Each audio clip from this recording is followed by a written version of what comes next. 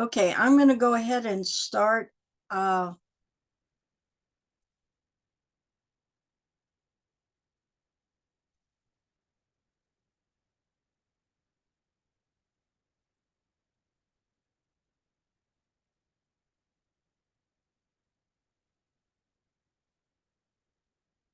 great. Okay. Rock and roll. Maybe he's going to try that and come back in.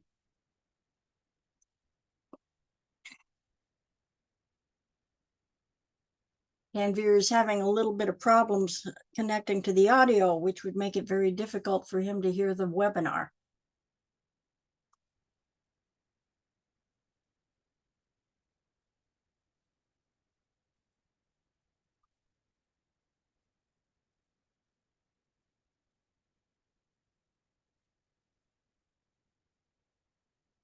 It is recording, however, so I'm going to go ahead and start that. So what is learning really? You could consider it as an addition of a data and information to your knowledge pool, or you could consider it as reprogramming your mental computer. You could look at learning as being able to absorb and disgorge information at the appropriate times, making use of memorization and mnemonic devices. Well, it is all of those and none of those. The way humans are devised, we are learning even before we have verbal skills. So let me show you how we are going to do this here.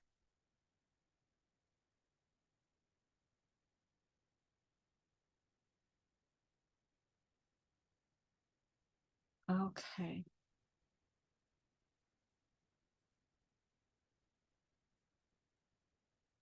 Okay, I'm going to admit Tanvir here. I think. All right.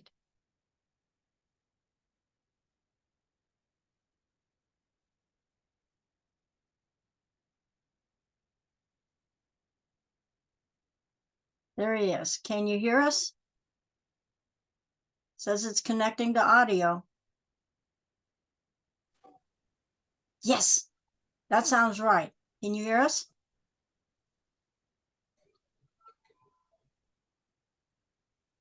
Can you hear me okay?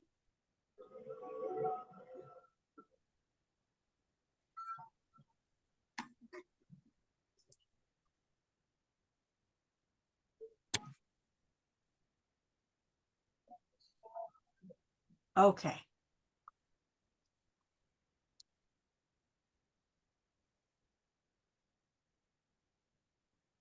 All right. Basically, what learning is integrating knowledge and skills into our very being.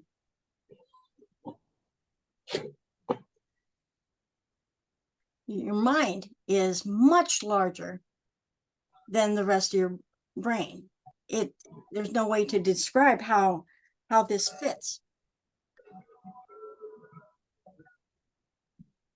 Okay, there we go. All right. So how do we know when we've learned something?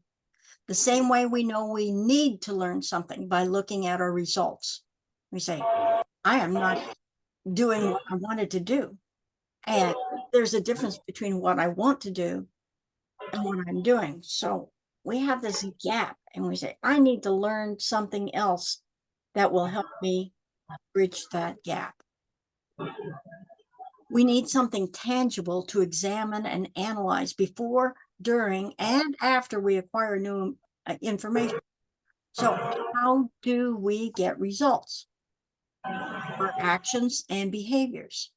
These, however, are just effects.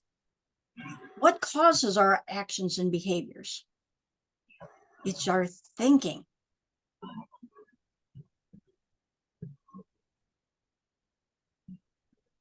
We make the most use of the most powerful computer known as our minds when we are ingesting and analyzing and taking a look at new information.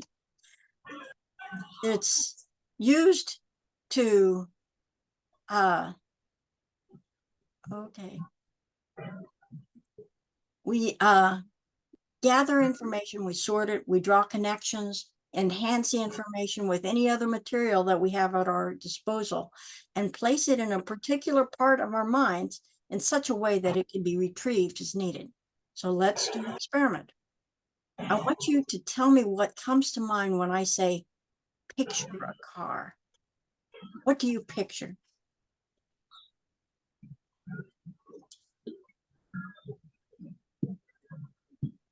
If you can answer that, then I will know that you've heard me. All right. Can you go ahead and unmute and answer the question? What do you comes to your mind when I say picture a car? Picture? Mm-hmm. What did you say, ma'am? Picture? When I say picture a car, what do you think of? I imagine a car of on a running on a road or something like that. Okay. Does it look Yeah, like your car? Yeah, it comes to a mind like it can be old, sometimes old that breaks down after every few minutes. Sometimes a new glitzy one. Right. Yeah. That's always good. So, Yeah. Khadija, can you talk? She says she's listening. Okay. All right. So if you think about I'm listening, but I can't. if okay, yeah, if I think of a house, I think of my house. I picture my house sitting on the street and the plants and the birds and the trees and everything like that. But we're having a picture. We're not having a description. Okay.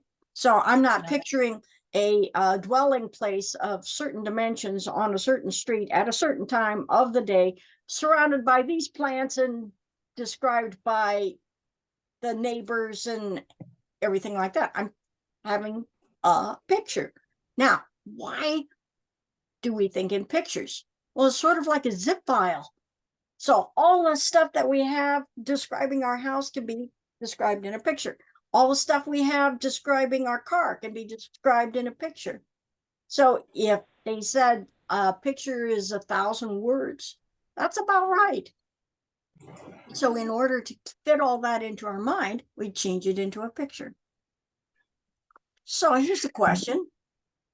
When you picture your mind, what do you see?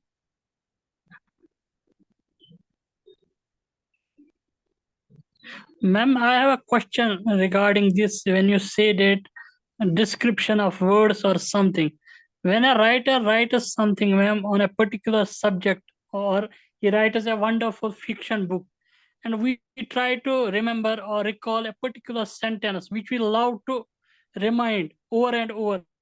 But why doesn't our mind helps us to rewind that particular sentence or that particular paragraph?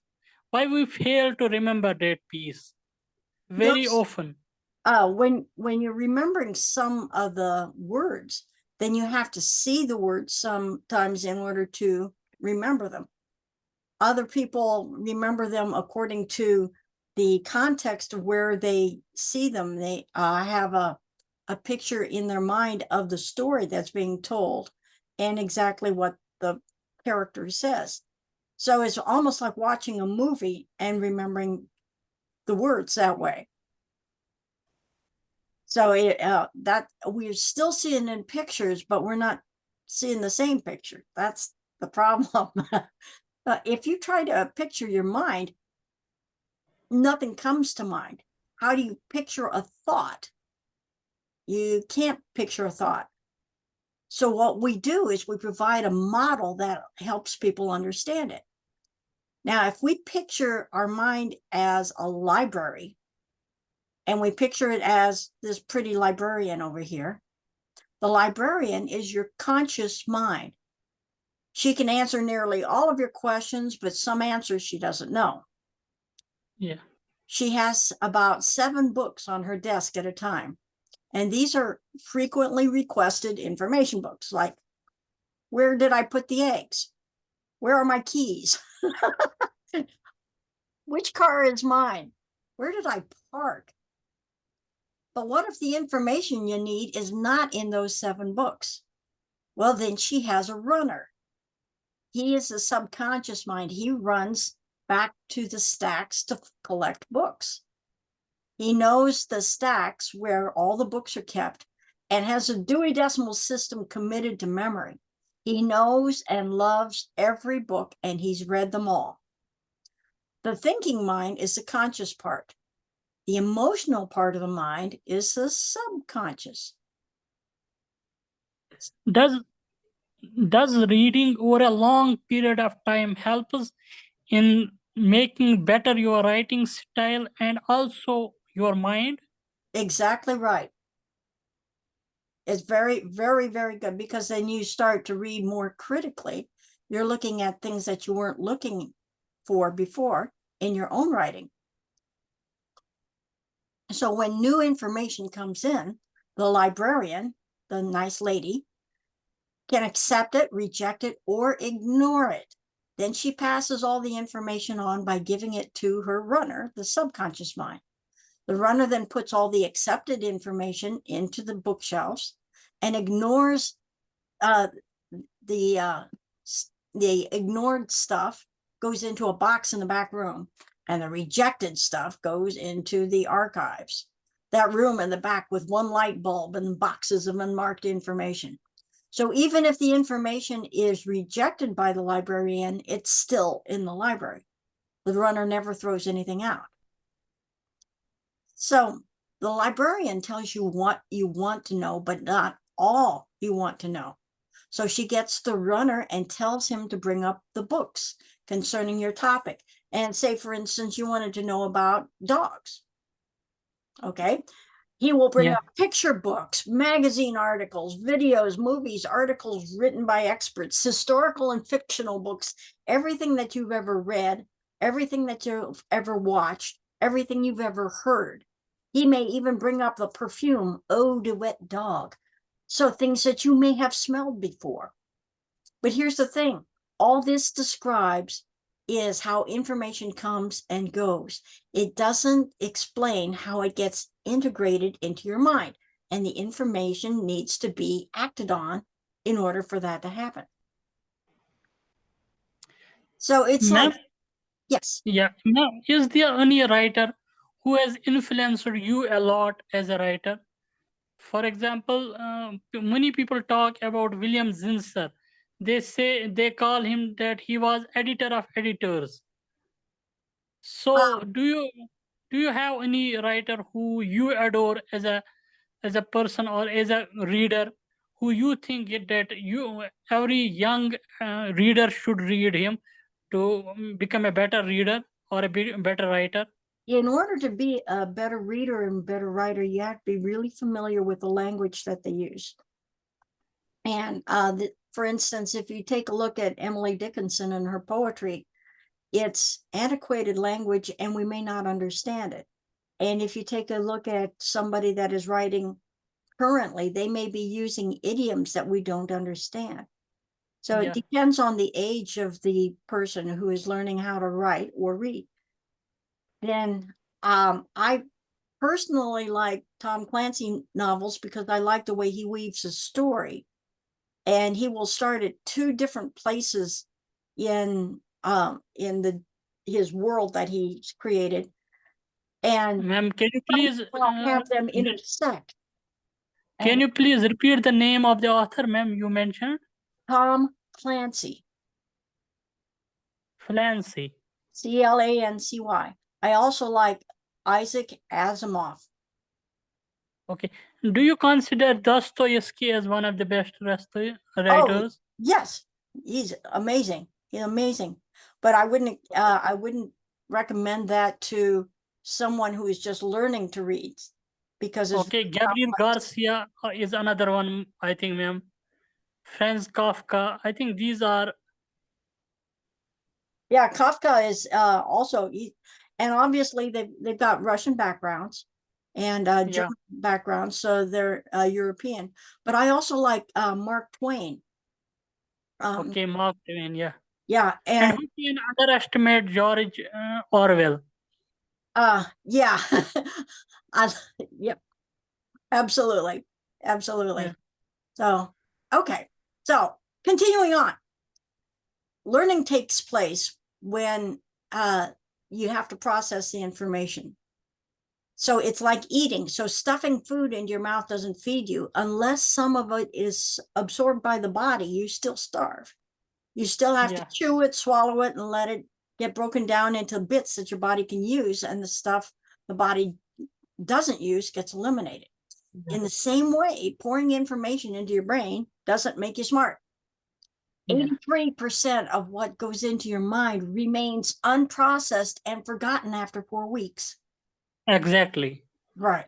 So what Yeah. needs to be processed? Well, if the information is important, you must be able to tell what you already know from what is new. Now, this is something a teacher cannot do. They don't know what you know. Yeah. Reader has to be a critically analyze what he has read. Exactly. Okay. Yeah. In the same way that we are doing this, we know what we have involved with us, what we've got, all the experiences that we've had, all the books we've read, all the teachers we've had, all the movies we've watched, every record or video or anything that you have seen will be in there, and it's going to be different for everything. So the teachers have to ask a lot of questions. Ma'am, any writer from India you have read and you have found him wonderful? Sandeep Punjaba. He Sorry? was, you may not have heard of him. In fact, he was working on a book called Spotlight on the Art of Fear. And Have you read Ma'am Tagore? No. Okay. Okay. So, when we look at this stuff, all the information comes in as like those Legos on the top, a great big bunch of stuff. Then our mind sorts those things into subjects and then arranges them so that we can read them and find out where our brain is at the time, where what we understand, what we don't understand. And then when we present them, we form all the information that we have into blocks of information that we can use to present to people. And we present that as a story. So Yeah. the teacher has to ask questions. How much of this do you already know? Have you used this information before? In what way did you use it? And when would you most likely need it? Then you have to get that baseline understood. Yeah. So then you ask, what is new to you? And what are some of the words you're unfamiliar with? Because what happens is that if we don't answer these questions, then we don't learn anything. You have to find out what words are unfamiliar, how we can find out what they mean, and how knowing these new words can help us understand. And that's one of the main points of reading, is that every time you read a book, you'll learn a couple new words. So, and then also, how is this new activity different than what you've done before? So for instance, I used to teach ballet, and I had football players come to my classes to learn how to be better football players. And they had to learn how to balance. They had to know where their center of gravity was. And they were using ballet principles to increase their football skills. So they're related, but they're not the same. Then you find out what is the same and how you can use your mind in a different way. So when you are doing dance, you have to make sure there's nothing scary on the floor that you might trip over. And you have to know where the other dancers are. So you have to be aware. And when you're playing football, you have to look down the pitch and see, where is the goal line and where are my players? It's the same thing. Okay. So then how does your body work differently now that you know this new information? And what makes things awkward? And how does that make you feel? So you can see that most of the learning that we do is responses to questions. Okay.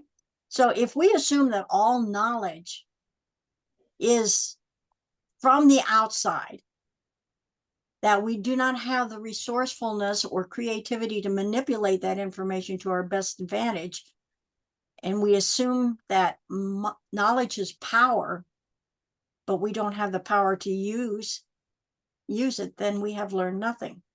And that's something very important to know. So how do you process the information? Well, you start with a conscious mind. I think, ma'am, there comes also the question when you said it, how can one use information? There is also a question, how can one collect information? How can you what? I'm sorry? Collect information. How can you Collect? collect it? Oh, Yeah. so if you wanted to learn something about welding or something of the For sort, example, I am writing an article or a feature piece on a cricket cricket game. okay, all right, Yeah. So I am looking at a Google, for example, different statistics to substantiate my point, which I have written in the article. So right. I have to use Google in that way so that I can get maximum amount of information in a minimum time. That is, that's one way. And then you could also collect information from people who actually play cricket, Yeah, that's primary source. right? And so then you have interviews that way. And then you talk to people who coach cricket. Yeah. And then you talk to people, you look at pictures in museums and books that may be in the library that's not available on Google. You go to some cricket games and you watch them and look at how they might figure out the think of the word, the strategies, the playing strategies, how they know where to hit the ball, how they know how to get the person out, how to score, and they have a strategy that allows them to score more runs than the other team, and another one that shows how to play defense better than the other team. And a lot of that they get on instinct, and by watching them sometimes you can figure out what they are thinking. They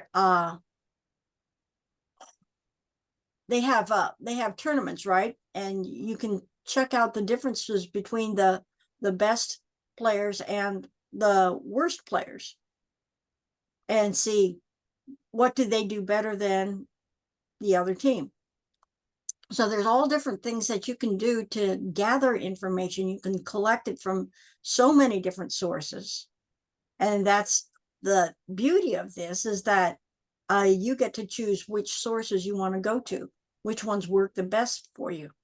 So in collecting the information, you are collecting the way that you think the best. So if you want to understand it by talking to somebody and listening to an interview, then you can get it that way. You can also learn the same information by watching it. You can also learn the same way by reading it. And so you get to figure out, or playing the game yourself. So you collect the information the way you collect it the best, and then we process it. Okay. So we start out with a conscious mind and catalog what you know and identify what you don't know. So when you're writing the article, you're having to find out stuff that you may guess at, but you want more idea on how that works. Okay. So that would be that little gap there.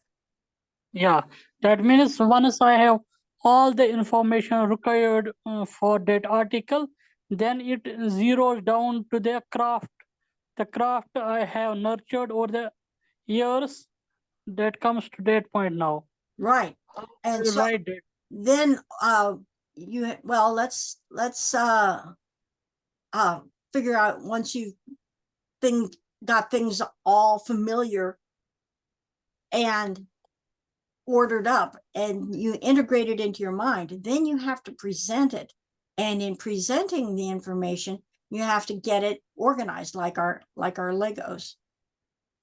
See, so it's all sorted now in your mind. Now you have to arrange it. Is it by play? Is it by team? Is it by equipment? How are you going to write your article? And then when you present it visually to yourself, what makes the best order of presentation? Do I start with the stuff, or do I start with the history? Do I start with the best players, or do I start with how would you teach children? And then you use a story that has a beginning, a middle, and an end that presents all of the material that you've done before in a way that people can enjoy it and will stick with it. So sometimes that stuff will have to come from your subconscious mind. The conscious mind, the librarian, will send the stuff, all the analysis and the difference between what she knows and what she doesn't, down to the runner. And they concentrate the effort only on the newest material. They don't work on stuff that they already know. And then starts a step-by-step approach to integrate that by targeted practice, which means, okay, so if I were to explain this, how would this work? And you explain it to somebody and they don't get it. So then you explain it in a different way and they don't get it. And you explain it a different way and they get it. And you go, ha, okay, so now I know the best way to explain this material. And then you can integrate that in there, and you take a step back to see whether all the gaps are filled. Okay, so after you've done the targeted practice and integrated that into your mind, then the final touch is attaching an emotion to this new product and sending it back to the conscious. Okay, so you attach an emotion to I get it, I understand, yay, all right. Or, oh, this is awful. It was the most smelly stuff I have ever cooked. Oh, I'm never going to do that again. See, or I will never understand cricket. They don't use any rules that make any sense. Well, and so your idea then is to break through that and show them that the rules make perfect sense. And this is how it works. And then you tell a story so that they can understand what that's doing that. So when you're employing all these steps, you're making changes in your internal beliefs, so changes in your skills, changes in your knowledge, but most of all, changes in your mind. And your conscious mind is now free to discard that information or belief that does not now serve you. And when you've changed the quality of your thinking, it'll be reflected in the quality of your results. Okay. Now, what happens then is you put your article out and nobody reads it. Oh no, what happened? So something else needs to be tweaked because they have their own beliefs that they have to overcome in order to accept what you're saying in your article. So you have to present it in a way that somebody who does not understand this can understand it. Okay, for instance, first, remember that the subconscious loves all the information and never throws anything away.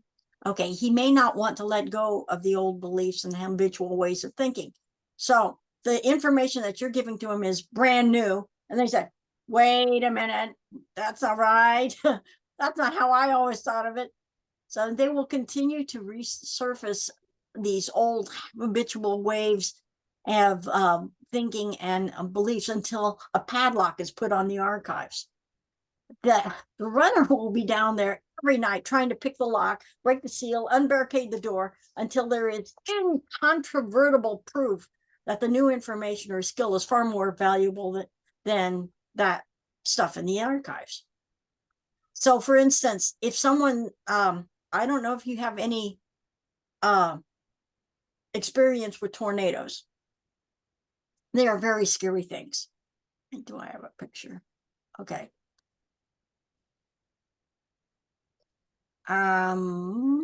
Okay. So a tornado is huge.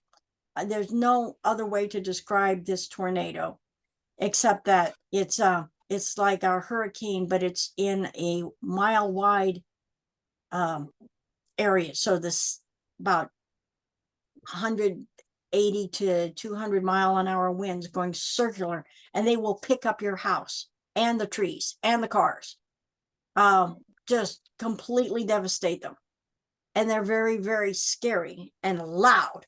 Okay. So here's the thing. Roads, when you look at them, go north, south, and east and west. Okay. All right. So if someone sees a tornado approaching them, the first instinct is to run far away as they can. The problem is tornadoes go from southwest to northeast. So they're going from southwest to northeast, and they don't stop for stoplights or houses or trees. And they will catch the car because the car is having to do this. And the tornado is just doing that. So an experienced storm chaser will go 90 degrees from the path. So they'll find the path and they'll go 90 degrees from the path and wait for the tornado to pass and then come in behind it to see it. Okay. Now, we will wait for fear to pass, but we won't probably follow the tornado. But we move on rather than butting heads with it. We need to make use of the new material and get used to it in the new way of thinking and behaving, so we can experience this new reality. So to keep the new material accessible, you have to access it at every chance. So we find out what's familiar, what's unfamiliar, and we analyze the gap, find out what it is, and break it down into little things. Then your subconscious mind will research by using everything it knows and going out and finding new information, either electronically or talking to people or watching or listening, going to an actual game, whatever, and then practice the stuff that is unfamiliar and then integrate that into the information that they already know. Then it continues on its own. It changes your habitual ways of thinking, your beliefs, and your perceptions. It raises your awareness and expands your consciousness. It improves the quality of your thinking because you have allowed it to make use of all your knowledge and experience instead of depending on something or someone handing it to you. So once a child learns to feed itself, it no longer depends on the help of others to feed it. So Exactly. So you're sitting there at the table and you can see mother feeding her 24-year-old son. Then you say, there's something wrong with this picture. Right? Okay. So the emotional mind controls the body. Okay. So now you've decided that you're going to do this article on cricket. How do you get them to see cricket in a way that they want to play, or they want to go to a game, that they want to change their mind about what the game is and want to finish reading your article? So your mind will say, okay, it's energy in motion. The information doesn't stay in the unconscious mind because this emotional mind moves the body to action and results change. So what do you want them to do after reading your article?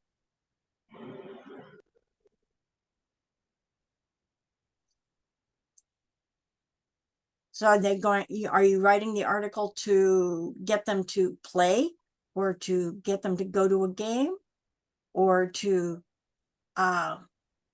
spread the word about what it is, to watch it on the Olympics. What do you want your people to do with the information after they read your article? Yeah, I would like to add here that when a little kid reads an article on a cricket, for example, he has no knowledge about cricket. So I will, if he reads on his mobile phone or laptop, I will hypertext some words like cricket, player's name, hypertext, hyperlinked. So once he clicks on that word, he goes into, for example, Wikipedia, and he finds the more information about that thing. Mm-hmm. So how would So you that present it so that even the youngest person could get really excited about cricket? that would glue him to cricket, because then that way he can come to know that how many countries are playing this game, how many people are associated with this game. That's how it will go on. Okay. So Yeah. then you write it as a story. But yes, I would like to add here, it also depends on the region. For example, in India, cricket game, it is a craze here. In America, it is basketball or tennis or something. So it also depends on the region. Yes, it does. Wouldn't Yeah. it be cool if you could influence people in the United States to adopt cricket? Yeah, that way we have to, it does not only my article that will help, because on the ground level, when the cricket, I mean the tournaments are being held, I will write on those things, and then people come to know about that there is this tournament going on in my locality, I am going to watch it. So when he will go there, his interest will grow up. That's how it will spread. Yeah. Yeah, that would be great. That would be great. See, so Yeah. what we know in the United States about cricket is that nobody understands the rules. They don't see why it's exciting. They don't understand how they can learn the skills. They don't see that. So there's the emotion that they have attached to the information is that it's silly and we don't really want to know that stuff until they read the article, and then they go, oh, okay. Thing is, our subconscious will seek to protect us and hates to let go of anything. It is afraid of anything new. Oh, there's my tornado.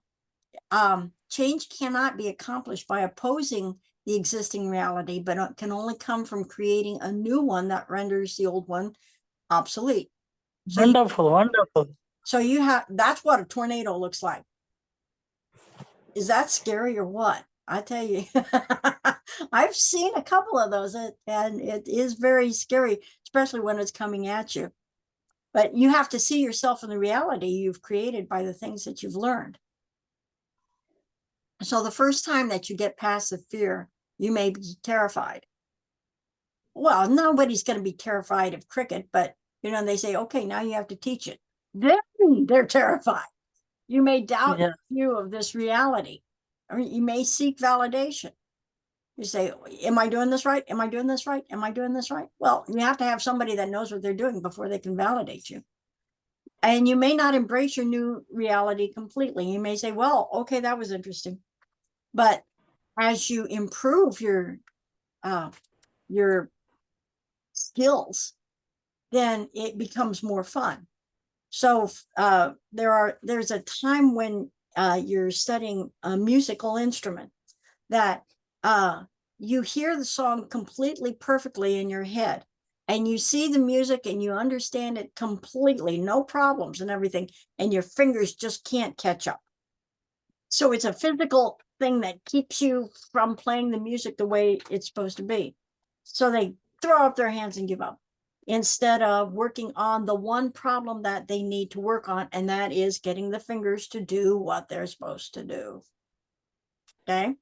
See, so if they don't embrace their new reality completely, they are going to be more likely to quit and give up. Okay. So your mind will always go to the worst case scenario. So this is the damage that is caused by a tornado. And what's weird is that this will be awful, and then 2 blocks away, it looks like there wasn't any storm at all. So you're designing your new reality. Your subconscious has nothing to compare it with. It doesn't know what your new reality is going to be. And since disasters are easier to picture, it'll picture this right instead. Okay. So you're making decisions based on incomplete information. So your mind might doubt your vision of your future reality. So what if you're wrong? What if you've forgotten something important? What if you're not capable? What if you fail? Everybody goes through that. Did you notice that all the statements are negative? What you have to do is you have to rewrite the script. Instead of saying, what if I'm wrong? What if I'm right? What if I forget something? Well, what if you can fix something that you've forgotten? What if it turns out you didn't need to remember it? How can I become more capable if I don't try? Oh no, I lost him. And what if the things don't go right the first time? What if they do go right the first time? What do you do if they don't go right this first time? Make contingency plans. What can I learn so I can improve the next time? Back in, fella. All right. Welcome back.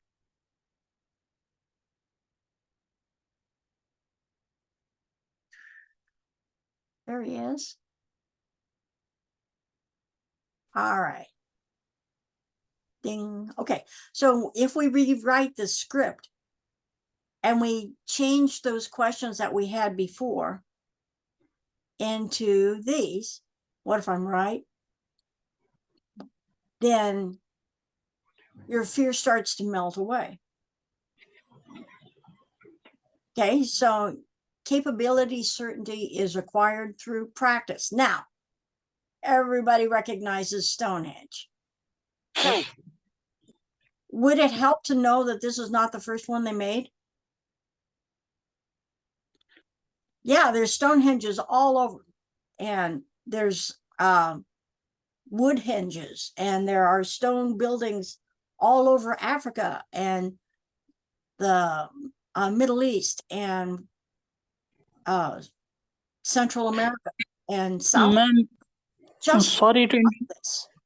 interrupt you, ma'am. Since we are talking about writing, the craft of writing, how we can learn, do you think nowadays SEO, search engine optimization, do you think it is necessary for a writer or for a reader, young reader, to learn this concept as well, to use it in his writing? And how one can learn it? I would say not necessarily, because the SEO is going to change because they keep working and tweaking on the algorithm that they're using to figure this out. The best, because nowadays on LinkedIn you come across only that they need SEO writers. It has become a kind of a, I mean, it well, keeps that's every because they're trying to sell that service. yeah. But Yeah. the actual best way to do this is to make sure that you are writing to a targeted audience. You know who you are writing for, so you make sure that you find where this target is and get the information where they are.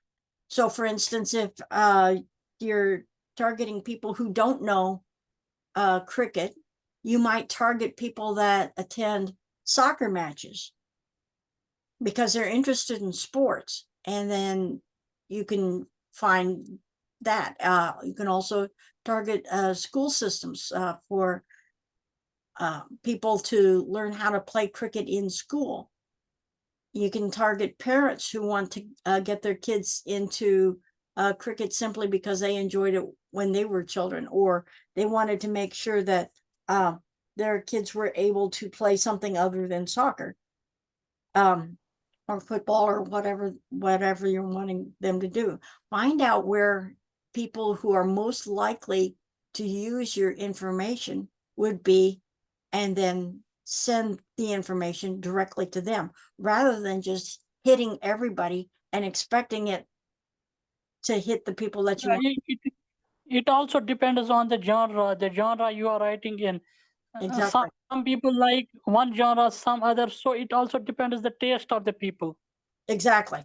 Yeah, So you have to appeal to the people that are most likely to read Yeah, your that stuff. is the specific audience. Yes. Okay. So the thing is, your mind will tell you that it's all on thin ice. Okay. And it's better to test the ice all the way across. Well, that takes you forever to get there. And if you cannot swim, if you fall in and you've never done this before, then your mind will say, oh, this is too dangerous, and it'll slow step everything through there. If you jump in and make an attempt, then you will discover the things that you need to know. And it's not deadly if you fail. It's just one of the steps that happens. Okay. You have to trust your vision. If you're trying to get the idea of cricket across to people who have no idea about cricket, you have to go where those people are. You don't need anybody's approval for every step. And the faster you find the gaps, the faster you complete your reality. And your missteps will not destroy your reality. It'll just be easier the next time. So what you're wanting to do in getting your message out to people about what cricket is and how it can do that. If, for instance, you want to say, oh, cricket is great for, excuse me, for keeping in shape and learning how the world works. Okay, then you would apply that information to videos or something. Excuse me. Excuse me. Excuse me.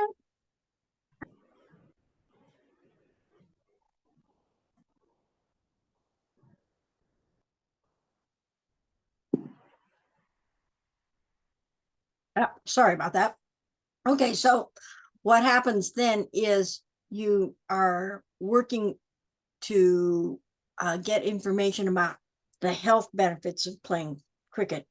Okay, then you might appeal to another group saying, oh, the strategic reasons to play cricket. So you learn how to think strategically. How do you think 4 or 5 steps ahead? Then you learn to think tactically. How do I react to what this person is doing quicker? If you're doing it in cricket, you can do it in business. You can do it in football. You can do it in swimming. I don't care. Anything that you want to do, because they're reacting in a certain way, they will learn how to hone that skill by playing cricket. See, in your case. So when you are working toward educating people in the sport, you have to take into account that they've never done this before. They may be a little bit afraid. They may not have had any experience with it. They don't understand the terms, and they're none of their friends plays that.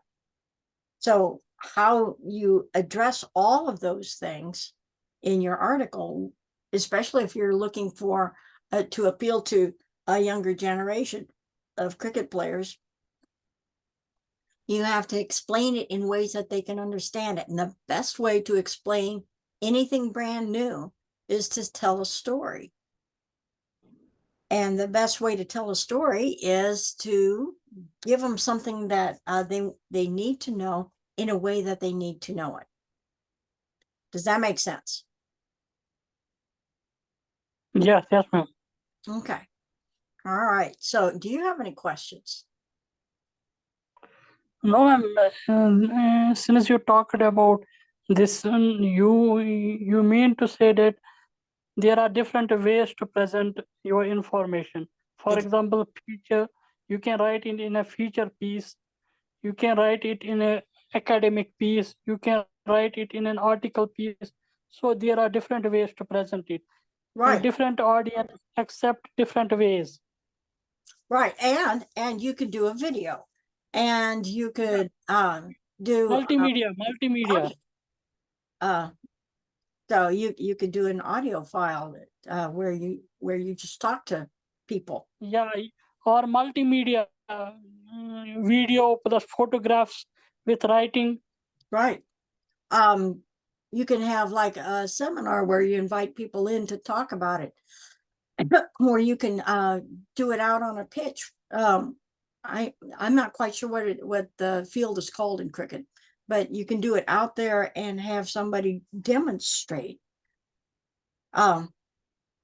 right there in front of people and say, hey, this is how we do it. And if you want to get a lot of distance and you hit it this way, if you want to get accuracy, then you hit it this way, or whatever skill you're trying to show. Yeah, got it. So all of these different ways of presenting information, and they're going to get it in the information that you feel that they feel it makes most sense. So if you'd like to explore this in a more in-depth way, then I have coaching sessions where I coach people on how to get information across to people as a teacher or as an influencer. And all you'd have to do is just go to let's see here, I'll put that in the chat. You are also available on LinkedIn. Yes, I'm on LinkedIn, and Yeah, so that's a good thing. Rebecca, do you provide one-on-one coaching? yes, I do. I do one-on-one Okay. coaching. Tanve, maybe you can. I really like how you're writing about cricket, and maybe I'm sorry, I'm at the hairdresser. Maybe you should engage Rebecca's services to find out more on how to write and how to use your mind and your thinking to really get more out of the process. I think that would be really great for you. Yeah, Tanve. Khadija, first of all, thanks for talking here. Yes. So if you are available on LinkedIn, you can come across my account there. I have my 2 articles available there, so you can check Okay. out them and you can comment. All right. Well, put it in the chat for me and I'll comment. But Rebecca is really great at helping people. But yeah, I would love to hear from you if you are on LinkedIn. Okay. Yeah. All right. I think you we're should already attached. consider. We're already following connected on LinkedIn. Okay. All right. Cool. So okay. Thank you so much, Rebecca. If you would like some private one-on-one, then you can reach me at Rebecca at thefaganmethod.com, and I put that in the chat. And we can set up a time when we can get together and talk about writing and getting information out to people and go from there. Yeah. Okay. So what did you find interesting in the information that I shared today? I find, since the first we have been talking, I have been reading books, but the way you talked about the food, how we take food, we munch food in the mouth, and then we take it down through esophagus and then the process. Same is the case with book reading. When you pick up a book, maybe say it is a fiction or non-fiction or autobiography, anything. When you just start reading a book, you need to critically analyze every word, every sentence of the book, and then critically analyze the characters, the plot. The plot can be different this way, it can be that way. Once you are done with the book, that way, that will broaden your mental abilities. So that was a good thing about this session. That's good. I'm glad you liked it. Yeah. Okay. And she's putting her stuff in there. The capabilities. I put my stuff in the chat because Yeah. I'm going to wash my hair now. Oh, okay. That sounds like fun. I wish to Khadija talk more here. Yeah, now that's real. That is real commitment when she shows up, even though she's got her head in the water. Yeah. No, I didn't saw that much here, but yeah, it was fun to have her here as well. That's good. That's good. Mm. Okay, well, this brings us to a close, and I would like to thank you for coming. And if you would like to contact me, my information is in the chat. Yeah, you are also available on LinkedIn, so I can Yes. text message. I wish Khadija is also available there as well. Yeah, she is. Yeah. Alrighty. Okay, it was pleasure to have you on here. I ma'am. am. Thanks for giving this wonderful information to us. Thank you. Alrighty. We'll see you. Bye-bye. Bye bye.